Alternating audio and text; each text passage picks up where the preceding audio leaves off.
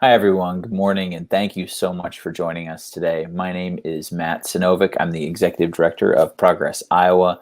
I'm thrilled to be joined by so many great partners today. We are here to launch the Our Lives Are on the Line week of action opposing this fast-tracked and political Supreme Court nomination of Amy Coney Barrett by President Trump that's being aided and abetted by Republicans in the Senate, including our very own Senators Chuck Grassley and Joni Ernst. So today you're going to hear from some terrific Iowa leaders who are going to talk about the importance of this Supreme Court nomination process, or why it should not move forward, and why our lives really are being threatened and are on the line with this, with their effort to push this. But I want to first thank some of our participating organizations.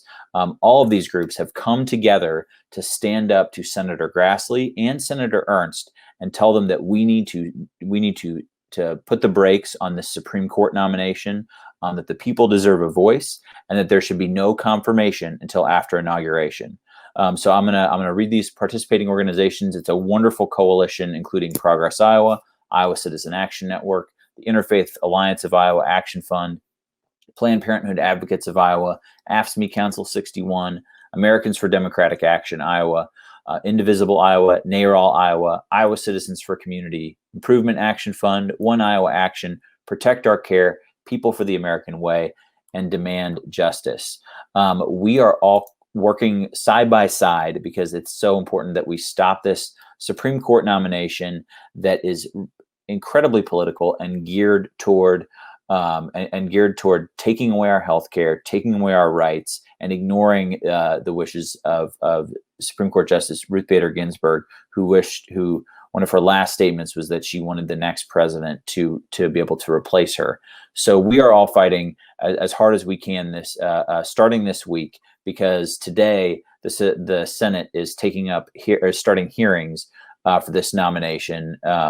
Where we are just 22 days away from the end of the presidential election, but millions of people are already voting. Millions of people who have already voted who won't have a voice, who won't have a voice in this, but should be able to. So that's part of what's at stake today.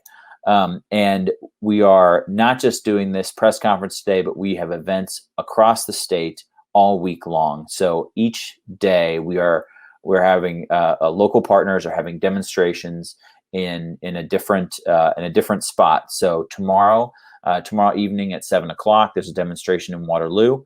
Wednesday, there's a demonstration outside of the offices of Senators Grassley and Ernst in Cedar Rapids at noon. And then on Thursday, there's the final action of this week.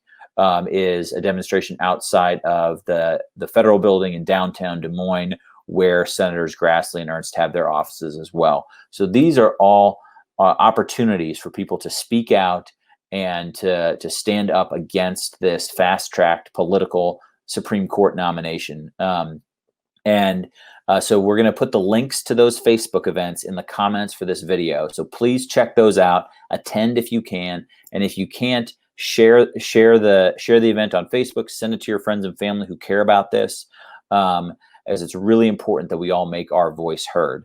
So like I said, we have a great lineup of speakers today who are going to talk about the fact that the Supreme Court nominee is going to take away, or has a very strong chance to take away the Affordable Care Act, has a very strong chance to make abortion illegal in this country by overturning Roe v. Wade, and just down the line, taking away our rights and threatening our lives.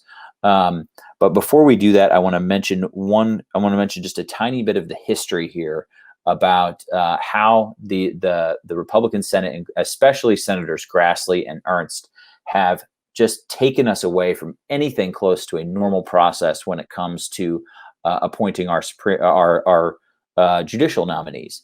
And this has become a big talking point of the right, and it's become more of a campaign issue right now. So it's in that context that we bring this up.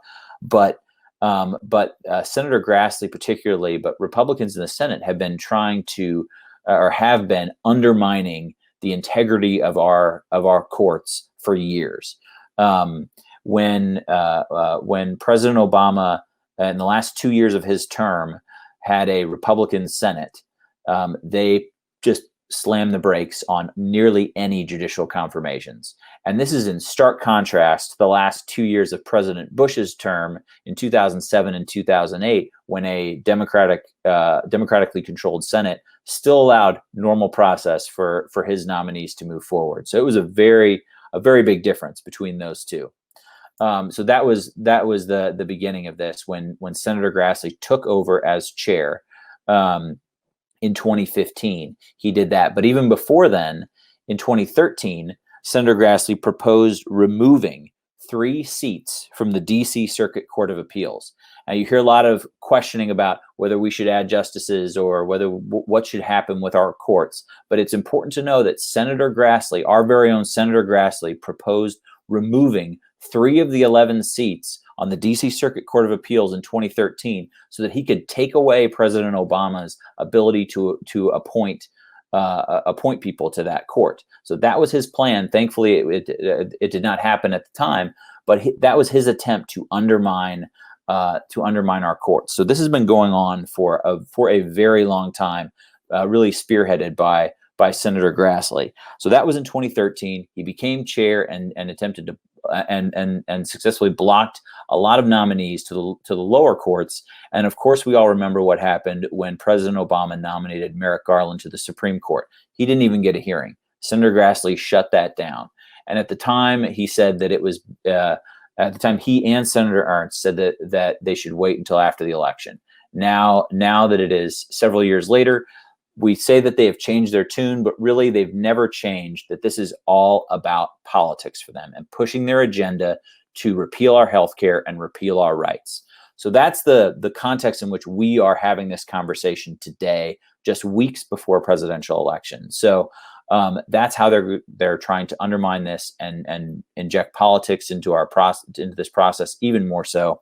And so now I'd like to turn it over to our speakers. I'm going to introduce them each one at a time. And if you have a question for any of our speakers, if there are press who are watching or if there are folks who are watching, please make them in the comments of the Facebook video, and we'll get to as many as we can at the end, at the very end.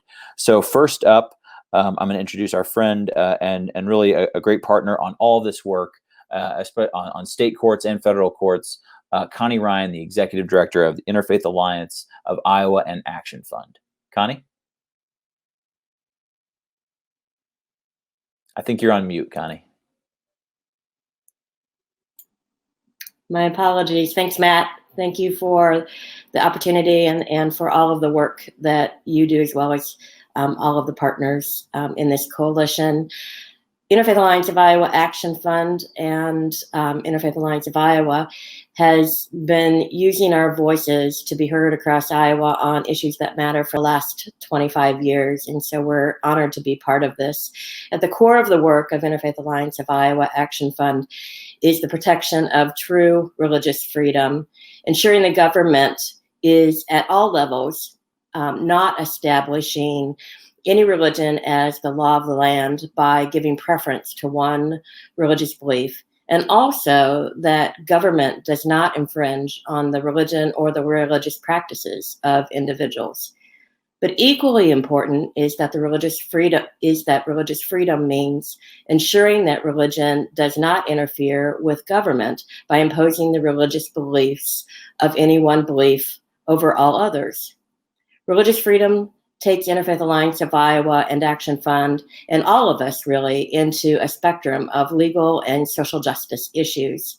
For decades, the religious right has misused religion and has redefined religious freedom to their benefit and to push a political agenda. They misuse religion and religious freedom to inject their beliefs into the law, resulting in dismantling the civil rights of others and causing real harm. LGBTQ rights, women's equality, reproductive rights, the religious freedom of minority religious beliefs, including those of no faith, voting rights, immigrant rights. All of these are issues that impact real people, real Americans, real Iowans, and their basic civil rights. The misuse of religious freedom to infringe on the civil rights of others through the calculated use of all branches of government, including our courts, is strategy to move an extremist agenda forward. People's lives are on the line with all of these issues. Our lives are on the line. Senator Grassley and Senator Ernst are in the midst of Senate Judiciary Committee hearings on a nomination just a few weeks before a momentous presidential election.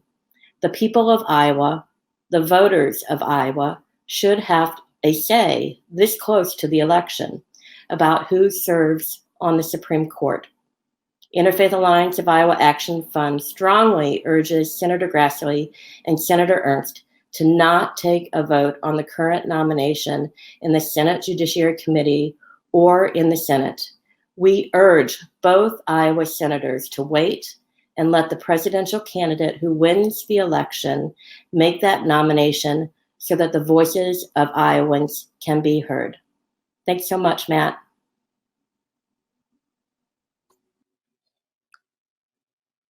Thank you, Connie, for that and for all that you're doing in your work. I know you'll be there in Des Moines on Thursday for the event outside of Senator Grassley and Ernst's office, and we encourage everyone to attend that event and all of the events this week. Reminder, it's Tuesday night in Waterloo, Wednesday at noon in Cedar Rapids, and Thursday at noon in Des Moines. So please share the links that we've included in the Facebook video or the comments in the Facebook video. And attend if you can, share and spread the word, even if you can't. And also as a reminder for all of our speakers here today, please submit questions in the comments, and we'll get to as many as we can at the very end. So if you're a reporter watching, if you're someone who's just interested in this issue, please ask a question, and we'll get to it at the very end of this program. And like and share the video. If you like and share this video, it gets to even more people. So help us spread the word. Help us hold Senators Grassley and Ernst accountable for what they're trying to do to our courts and in taking away our health care. Up next, our next speaker is a terrific leader and great partner and friend of our organization and so many in our state. Aaron Davis and Rippy, the executive director of Planned Parenthood Advocates of Iowa. Aaron, thank you for being with us today. Thank you so much, Matt.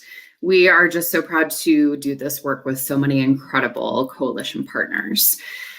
So we are facing a public health crisis here in our nation, with more than 200,000 Americans who have died from COVID-19 and more than 7.5 million have been infected. And the focus of our political leaders must be on addressing the continued spread and ongoing health and economic ramifications of COVID-19, not on a rushed process to confirm a nominee to a lifetime position on the highest court in the land. So President Trump and the Senate are trying to fast track a Supreme Court nominee in less than 40 days, when they have gone nearly 150 days without passing additional COVID-19 relief. They've made their priorities clear. Ramming through this nominee is more important to them than the health and economic security of the country. And as the last 2 weeks have made clear, this virus does not discriminate based on power or privilege or means. It's imperative that everyone follow the advice of public health experts. But while anyone can become infected, not everyone has the free, taxpayer-funded, high-quality healthcare to which the president has access. In fact, Black, Brown, and people of low incomes are disproportionately affected and killed because of centuries of systemic health and economic inequalities. And that is why we need COVID-19 relief now. So when we look at this confirmation and the nomination of Judge Amy Coney Barrett, her record is clear. Her judicial record, her writings, and her views make clear that she poses a direct threat to the Affordable Care Act and also to our reproductive health and rights. Her nomination to the Supreme Court, as well as her record on access to essential health care, are particularly dangerous while the country is in the middle of multiple public health crises across the country and here in Iowa. Judge Barrett has strongly criticized major decisions that uphold the Affordable Care Act, which is frankly the biggest advancement for women's health and sexual and reproductive health in a generation. And so the stakes could not be higher, as the Supreme Court will hear a case on the Trump-supported lawsuit that is trying to dismantle the ACA. That case will be heard only 1 week after Election Day. And so if confirmed, Barrett could put access to health coverage and care in jeopardy for tens of millions of people across the country in this moment when we are in the middle of a global pandemic. Judge Barrett has also been critical of the ACA's requirement that all health plans include birth control coverage without copays. She signed a letter that very misleadingly referred to contraception as, quote, abortion-inducing drugs, which is simply not accurate. This ACA provision has ensured birth control coverage with no out-of-pocket cost for more than 60 million people in this country. And when it comes to the issue of reproductive freedom and rights, President Trump has made it clear that he would only appoint justices who would overturn Roe v. Wade and strike down the ACA. And Judge Barrett's record makes clear why Trump believes she passes his litmus test. Barrett is an active and vocal threat to reproductive health and rights, and has even suggested that Roe v. Wade was wrongly decided. Yet 77% of the country supports the right to safe legal abortion established by Roe.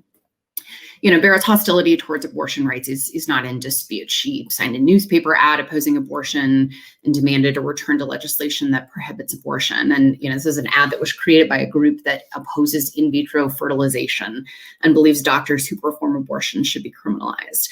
She's been critical of abortion laws in public speeches, and since becoming a judge on the U.S. Court of Appeals for the Seventh Circuit, Barrett has voted to rehear cases involving abortion restrictions in which other judges had previously held the abortion restrictions at issue were unconstitutional. She has already proven that if confirmed to the Supreme Court, she would be another vote again to restrict abortion rights.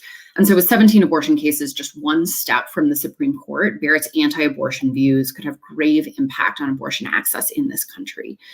Access to abortion is already hanging by a thread across this country, and for too many people, especially Black and Brown communities, forced to navigate a legacy of systemic racism and discriminatory policies, the promise of Roe is already meaningless because abortion is inaccessible, and these cases could dismantle what little is left. And to Justice Ginsburg's legacy, this is more than Justice Ginsburg's seat. It is the people's seat. And that is why Planned Parenthood Advocates of Iowa stands here today calling on the Senate to immediately stop the confirmation process until after the 2021 inauguration. What we see is a rushed, blatantly partisan process that is an insult to the legacy of Justice Ginsburg, to the dignity of the nation's highest court, and to our democracy. The election is already underway with millions of votes already cast across the country. The Senate should listen to the American people who believe that whoever is elected president in November should appoint the new justice to the Supreme Court. Our rights, our health, our futures, our lives are on the line, and we will fight with everything we have to stop any Supreme Court confirmation before the inauguration. Thank you so much, Matt. Erin, thank you. And we are very proud to fight side by side with you and everyone on this call for our lives and for our rights. And you put it so well that they really are on the line. It's something that we all of us on this call and all of us across the state have seen. I mean, over the last few years, as the Affordable Care Act has expanded or expanded, and more people have gotten coverage, we've seen the benefits of that law, and really know that if it's taken away, that people's lives will be threatened, their financial health will be threatened, and really the impact that will have on Iowa families just cannot be overstated. And we've already seen the attacks on abortion and reproductive rights and at a local level too. So when we see that kind of being reinforced or potentially reinforced at the federal level, we know that we have to speak up and act. So we're really glad to be partnering with you and everyone in this fight. So as a reminder, we're here for the Our Lives Are on the Line kickoff event. We're doing a week long of action to hold Senators Grassley and Ernst accountable for fast tracking this political Supreme Court nomination. We believe that the people deserve a voice in this process, and that there should be no confirmation until after the inauguration of the next Supreme Court justice. We're joined by a number of wonderful participating organizations. So whether you're watching on Progress Iowa's page, Protect Our Cares page, Interfaith Alliance, One Iowa, Planned Parenthood, Indivisible, the list goes on and on. It's a wonderful group that have decided to work together on this issue because it's so critically important. And there are events, not just today and this press conference, but there are events tomorrow night, Tuesday in Waterloo at 7 o'clock, noon on Wednesday in Cedar Rapids, and noon on Thursday in Des Moines. So please check out the Facebook links for those events and attend if you can. Our next speaker is another terrific partner who runs a grassroots or runs an issue advocacy group as well. But also works with a number of different coalition partners on lowering drug prices, representing small businesses, advocating for veterans, and just so many other things that she does to help push good policy forward in our state. So please, now I'll turn this over to Sue Dinsdale, the Executive Director of the Iowa Citizen Action Network. Sue? Thank you, Matt. Like Matt said, we've been around Iowa Citizen Action Network working on social justice issues for over 40 years. Sometimes are good and sometimes are really busy. So right now is a really busy time for us. I happened to have the TV on this morning, and I heard Senator Graham talking about, he was kind of lamenting the fact of what has happened. You know, Ruth Bader Ginsburg received overwhelming bipartisan support, and he really didn't know what happened between now and then. Well, Senator McConnell was the reason. You know, he summed up his plan early on in the Obama administration that the single most important thing they wanted to achieve for President Obama is to be a one-term president. So Lindsey Graham has ceded his power to Mitch McConnell when it comes to that. And then we have our Senator Grassley, who on March 16th of 2016 made the statement that a lifetime appointment that could dramatically impact individual freedom and change the direction of the court for at least a generation is too important to get bogged down in politics. The American people shouldn't be denied a voice. He talked about this being a tremendous opportunity for our country to have a sincere and honest debate about the role of the Supreme Court. And I wish that he would go back and listen to those words. And he and Senator Ernst both need to really look deep in their hearts and see if this is truly what they want to do while an election is already taking place today. Now I'm going to date myself a little bit because the 70s were a great generation. Decade. We had a lot of fun in the 70s. But if we confirm Amy Coney Barrett to the Supreme Court, we may be going back to some of the bad policies of the 70s. You know, in the 70s, an unmarried woman could not get birth control without her parents' permission. There were restrictions from a lot of doctors who would not give it to a married woman unless the husband said it was okay. Abortions were not legalized until the mid-70s, which left a lot of women either with unplanned, dangerous pregnancies or carrying to term a baby that they could not provide for. I remember taking a new job in the 70s and having to sign a waiver that I would not try to collect on my insurance policy if I got pregnant within the first year of being employed then. You know, like I said, the 70s were fun, but we sure don't want to go back there now. We've come such a long way in the past 40 years, and we do not need a Supreme Court justice that will set us back in time. So I am, as with all of my friends here today, which I love to be in partnership with all of you. I wish we didn't have to on this issue. I wish that this was not an issue right now. But along with all of them, I am imploring Senator Grassley and Senator Ernst to stand up to Lindsey Graham and Mitch McConnell and stand up for Iowans. Thank you. Thank you so much, Sue, and thank you for all that you're doing all across our state. I have a couple of notes before we get to our final speaker. If you want to ask a question, apparently you'll need to go to Progress Iowa's Facebook page. There are a number of pages broadcasting this, but the comments that we can see here are on Progress Iowa's link. So if you visit Progress Iowa on Facebook and make a comment there, then we'll get to as many questions as we can after our final speaker here. Also, please like and share this video to help us spread the word and get this information out to as many people as possible about the events going on all week. Tuesday, tomorrow night in Waterloo at 7, noon Wednesday in Cedar Rapids, and noon Thursday in Des Moines. Our final speaker of the day is someone that we've worked with really closely at Progress Iowa on courts for a number of years.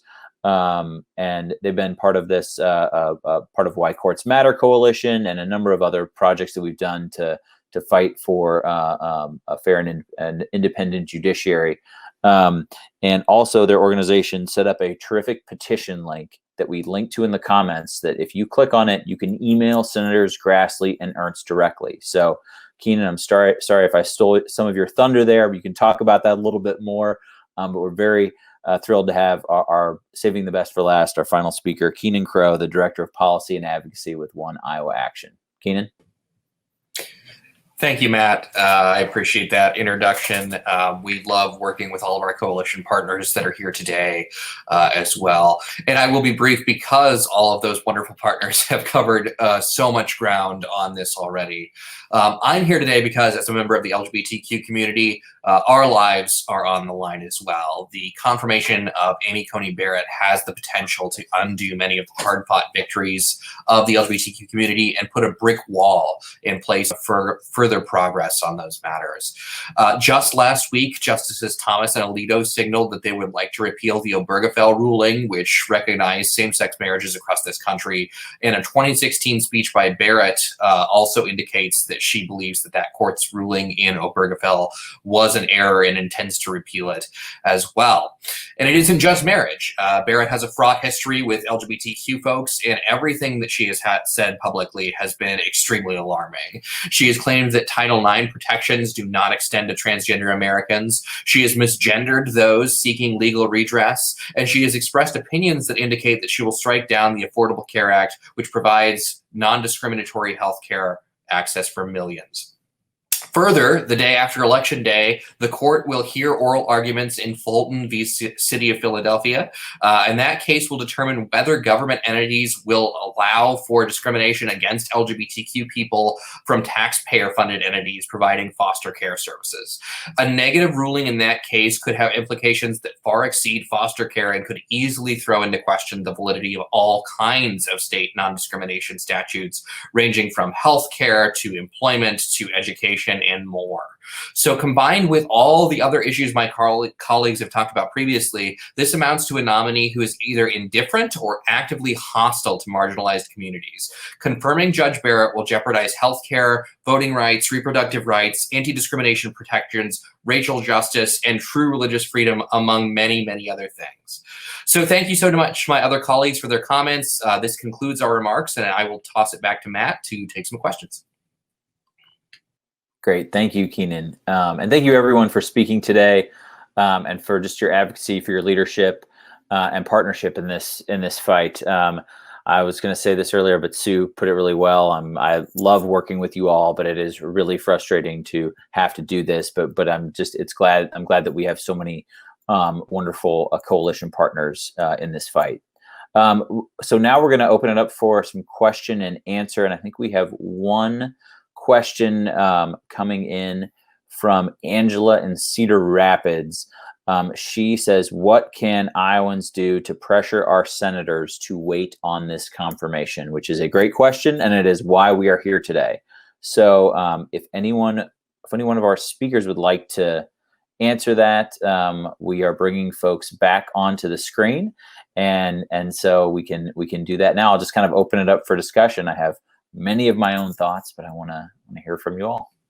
Well, Matt, as you said, there is that link that you can follow or you could visit our page, oneiowaction.org/save-SCOTUS, and fill out that form and send a direct email to Joni Ertz and Senator Grassley. We do have some model language in there for folks who may not know exactly what to say at first, but you can change that. We would love it if you used your own words to talk to your senators about why this matters and how this is going to impact your life. I would just add that it doesn't need to be a one-time shot at doing this. Like, if you can communicate with the senators every day that you can, they need to feel the pressure from real Iowans, everyday Iowans. We're focused very clearly on our own senators. Other states are doing work to pressure their own senators, but Senator Grassley and Senator Ernst need to hear from Iowans, and they need to hear from us every day and to put pressure on them to not take a vote. Yeah, and I think, it looks like we've shared the phone numbers for Senators Grassley and Senator Ernst in the chat. And, as all of my wonderful colleagues have encouraged everyone, reach out. I mean, I know that sometimes it can feel like, maybe they already have the votes, but this is not said and done. This is not over until it's over. And what we have seen in past experiences, whether it's defending the Affordable Care Act or a number of other situations, things may seem one way at one time. And when people make their voices heard, when they reach out to their elected officials, when they demand that elected officials listen to the will of the people, we can make change. So don't feel like your voice doesn't matter, because it does. Make a daily appointment to call or email your senators. Invite your friends and family to do the same. Get a game going, whatever it takes. We have to make our voices heard, especially, during a pandemic when, not everybody is in a position to be able to do this kind of work in person. It's that much more important that we are taking these actions, calling, emailing, writing. Make your voice heard. It really does make a difference. And I think, Matt, you brought this up at the beginning of the program, that share this video. I mean, look at all of the wonderful information our speakers have given us today, and share it with people that need to hear it. And I agree. I have a time set to call both my senators every day. I send them emails. I call the Des Moines and the DC offices. And the more I don't want to say badger, but let them know what Iowans are thinking, at least we've done something. I guess that gives me a little bit of peace in my soul to know that I'm not just sitting back and letting this happen, but share this video. Yeah. You could say badger. We could say politely pester. We can, I reclaim our time, all of those things. I think it's important too that now I can't remember who said it, but to keep calling, to keep emailing, to keep doing this over and over again. I don't know that we laid this out, but the hearings are scheduled for this week. But over the next few weeks, this will continue to unfold. So there will be floor debate. There may be, maybe there won't be. Maybe we'll stop it before it gets that far. But they are intending to carry forward with a vote. So in the committee, and then also on the floor of the Senate. So there will be multiple opportunities. I mean, you could call every day like Sue's doing, but there'll be multiple opportunities for people to take action and say the hearing shouldn't go forward. The vote from the Judiciary Committee shouldn't go forward. We should stop debate, on the floor, or we should not vote, or we should vote down this nominee right now and wait until after the inauguration. So there'll be multiple points in time. And I think, Kenan, correct me if I'm wrong, but if anyone signs up for that petition, that should give us the ability to continue to communicate with them. Is that right? Okay. Yeah, that's absolutely great. So we will do that. We will keep sending you information so that you can have the latest about what's going on with this process, so that you can be best informed when you're calling your senators or emailing them. I would just add, Matt, that make your voices heard. If you don't believe that this is the way that our country should go and the way that this nomination process should happen, and that it should wait until after we know who wins the presidential election. If you believe that, then make your voice heard. And the only way that we're going to change the trajectory of this is to pressure our senators, and we need you to be part of that. Exactly right. So I think, unless anyone has any parting thoughts, I want to just give a big thank you to all of our coalition partners and mention them all again. But I want to thank you all for joining us today and being part of this discussion. And I know we'll see you folks out at all these events this week. But yeah, I want to offer that up one last time for any final thoughts. Okay, great. Well, thank you all for speaking today. And thank you all for those of you who have watched this entire time, those of you who have gotten this information. Like Sue said, like all of us have said, please share this video, like and share this video to spread the word. And in the comments of the video that's on Progress Iowa's page, there are links to the events. There's tomorrow night at 7 o'clock in Waterloo.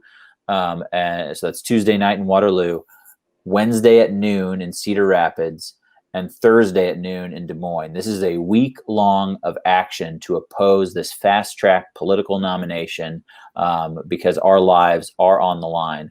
I'm going to go through one last time and recognize our coalition partners. Many of them are broadcasting this video, so you may be watching on one of their pages.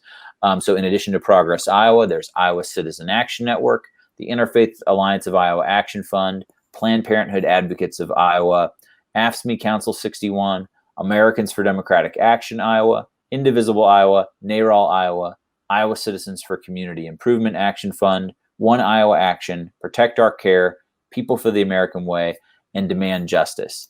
And this is a big undertaking for our coalition to put this statewide effort together. And it really does take every single one of us. So thank you all so much for everything that you're doing. We'll keep encouraging you to call and email and attend these events. And hopefully we'll see you all soon after we stop this Supreme Court nomination. Thanks, everyone. Bye-bye. Thank you, Matt.